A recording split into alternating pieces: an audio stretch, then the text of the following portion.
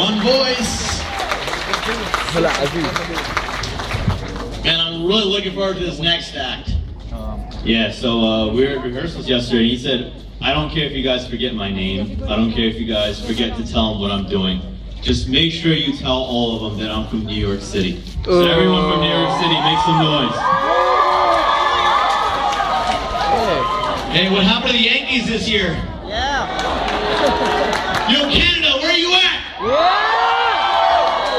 I like that. So this guy yesterday is like, New York this, New York that, New York, New York. I'm like, this is Canada, man. That's where it's at, right?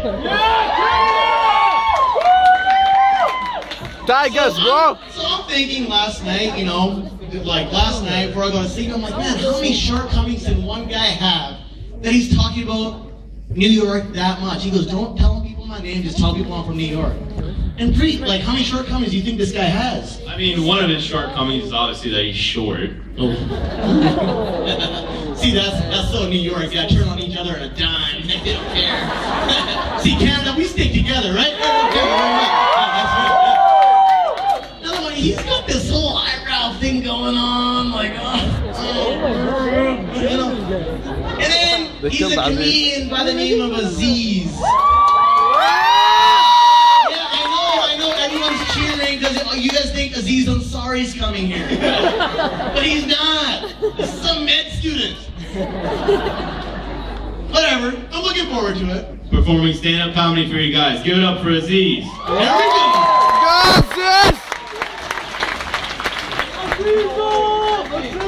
Aziz! Yo, what's up, man? Everybody stop clapping, not even say anything yet. Come on, give me some, come on, round of applause, let's go.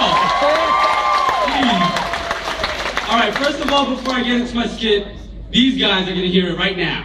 First of all, Hardeep, he's from Canada. Are you serious? I don't even need to make jokes up about Canada. They do it for me. First of all, I'm gonna take you guys back to history. I'm gonna give you guys a history lesson real quick. 1812, US invaded Canada. And we invaded Canada during the weekend. That's right, we invaded Canada during the weekend. And you know what happened? We got there, we got drunk, and we left. So we eventually called that the Spring Break War. And people from Canada, like seriously, y'all need to chill out. And Preet, did you see that video? That is straight up Bollywood. Man, anyone dancing like that and a guy wearing a sari should not be talking about anyone else. Anyways, I like to see it, man. We got a nice mixed crowd out here. How many of y'all are actually Indians? Why don't y'all guys make some noise? Indians, just Indians. That's what's up. No wonder it smells like a curry festival up in here. Yeah, the thing about Indians is that one thing I really love about them is that they're the smartest people in the world. Like seriously, they are the smartest people, right? All of them are MDs, PhDs, businessmen, lawyers. But the thing I never understood about Indian professionals is that they have all of these degrees, but they talk like this. Like seriously, if you're gonna spend your entire life studying and you still are talking like this, you seriously need to invest your time in some speech classes. And that's not the only problem. That's not the only problem. They think that they don't have a speech problem. And you know what happens? They teach their children English. And that's a whole nother problem. Because the speech isn't the only problem. The problem is that they have the weirdest phrases, right? Like I remember growing up, when I would go to the store with my mom, and one time I remember I wanted something. It was a toy. I wanted a toy. And I told my mom, "Can I get that toy?" And she was like, "No toy shoy." Like, what the heck is a toy shoy? I just wanted a toy. I don't know what a shoy is. And every time, and I know some of y'all probably have this problem too, when you guys are going out, your moms or your dads are like, "No club shub, no beer sheer." Like, what the heck is a sheer? I mean, I won't have any beer, but sheer, I don't know, I might try it out, see how it is. You know? But yeah, another thing about Indians that I really love is their food, right? You gotta love their food. The thing about Indian food it has so much flavor, right? No one can argue that. It has so much flavor. But the problem is that it has so much ingredients, right? Like American dish, for example, T-bone steak, right? What's the ingredient for T-bone steak? T-bone steak, right? But what's the ingredients for chicken curry? Coriander, garlic, salt, ginger, turmeric, green pepper, black pepper, red pepper. The list goes on. If Indian dishes were actually named after the ingredients, you would never get the chance to eat it. That's how long the list for the ingredients are. Another thing is, apparently that guy found that joke really funny. Another thing is, I know everyone has probably heard about the infamous Bollywood movies. Yeah, apparently she really likes them too. So the thing about Bollywood movies is like the stories are so predictable, right? Like girl falls in love with the guy's family's like super rich, and it's never gonna work out. So what happens? They have to go and do their forbidden love in secrecy. And what happens? Apparently, dancing and singing in open fields is part of that secrecy, right? But I never understood that, like dancing in the rain. Like you guys saw Preet in that video, right? Like that's like Indian love, that's like the Bollywood typical. And the thing is, like I don't have a mic stand up in here, so I can't really demonstrate to y'all. But the way they usually have it is like, let's say there was a tree over here, and there's an Indian song, there we go. This is the girl, she would come up and make believe the song is playing. So they would come up. So for like 2 minutes during the song, the girl is doing that, and then the guy comes running from the field like this. And then he hides behind a tree. Like, are you serious, man? And grown men go watch these movies like, oh my god, did you see that new Shah Rukh Khan movie?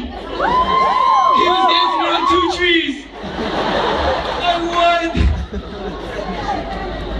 But yeah, I mean, Indian people, yeah, they're cool, you know, their accent's funny. Another group of people where you really can't blame them for their accent is Japanese people. We got any Japanese people in the house?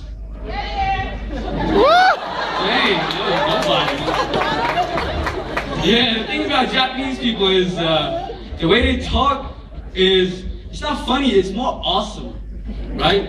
So I'm gonna give you an impression about the way Japanese people, I don't speak Japanese, but this is an impression of how Japanese people talk.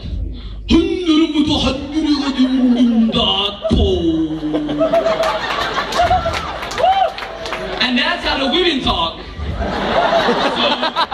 So, the thing about Japanese people, the best thing about Japanese people is listen to the sports commentator. You won't understand a word that they're saying, but they will say one phrase, and you're like, oh, I know what they're talking about. So they'll be like, and you're gonna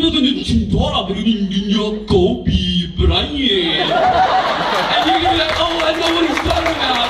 He's talking about basketball. But yeah, I don't really blame the Japanese people, you know, for the way they talk. I mean, we dropped 2 atomic bombs on them, you know? Yeah, no, all right, it wasn't a messed up joke, right? I thought about it before, you know, it ain't messed up, you know? Yeah, but you know, nowadays, the media, the way the media portrays people, it's a lot of how we usually think of people, right? So like, nowadays when we watch movies, usually who's the bad guy in the movies, right? Middle Easterners, right? You know, you're probably sitting next to one right now, and you're like, no, ain't Middle Easterners, no, it's probably like Russians or something, you know? I want to get bombed or anything, you know, I don't know anything about Middle Easterners, I don't know. You know, that's how people usually are, but yeah, it's Middle Easterners. But I actually wondered, like, when Middle Easterners are actually, like, terrorists in the movies, are they ever like, you know, when they make it to a scene, you know, like, Akhbar! We made it to Mission Impossible 3! I died in the 35 minute! Yeah! Allahu Akbar! I wonder if they ever do that, because they are so oftenly played in the movies, right? One thing I actually want to tell everybody is that you never want to trust the media, because I was personally, like, attacked by the media, and I'll tell y'all how in just a second. So one time, I went to school in New York City, City College in New York, and one time I was just chilling in the financial aid office, you know, I had to figure something out, and I was sitting in the office and I was watching, you know, they have like a TV and they have like a movie playing and you're in the waiting room. And they had Ice Age 2 playing. And I was like, yo, it's a good movie. One thing I never understood about that movie is like, what is up with that squirrel, man? Like acorn, you seriously go after that acorn? They don't even taste that good. I'm seriously beginning to think that that squirrel is Jewish. Seriously, like you need to relax on that acorn, man. Like, seriously, you can probably buy a different nut or something. But anyways, so I'm watching this movie, and all of a sudden, the girl that's sitting next to me, she jumps out of her seat and she crawls into the corner. I'm like, what the heck is going on here? And I turn around, and there's some dude with a gun. He has this girl in a headlock, and he has a gun to her head. And I'm like, oh, damn. So then I run to the corner, and by the time I get there, everyone already took all the hiding spots. And I was like, damn, like, if he kills her, I'm gonna be the first one to go. So I'm just chilling there. I'm like, man, what am I gonna do? What am I gonna do? So I'm just chilling there. Eventually the police came, they sorted the situation out. And I'm leaving, and a reporter comes up to me like, hey, I heard you were in the situation that happened there. Do you want to talk about it? I'm like, yeah, sure, I'll talk about it. He's like, well, what did you see? I was like, I saw this guy. He had like this 1800s revolver gun. It was really long. It was black. I'd never seen a gun like that before. He was holding it to her head. And yeah, and then the police came and they took care of it. And they're like, oh, okay. So I'm like, cool. And I was like, you know, I'm probably gonna be on the 6 o'clock news or something. And I get home, and my brothers are like, yo, are you serious? And I'm like, what are you talking about? And like, did you see the 5 o'clock news? Because sometimes they play it first in the 5 o'clock news and the 6 o'clock news. So then, did you see the news? Like, nah. And you know how usually when they play the news, they just give you like a 10-second clip of what happened? So they play the clip, and they cut out the words that I said. Like, I didn't say that in that order. And they're like, there was a holdup in City College of New York. Here was an eyewitness. And the part that they cut out, they had me say, it was long, it was black, I had never seen it before. I was like, I didn't say that. That's not what I said. You are not serious. And then all my friends saw the 6 o'clock news. They're like, Aziz, what did you see happen? And then my mom was like, no more interview for you. Thank you, everybody. You guys have been awesome.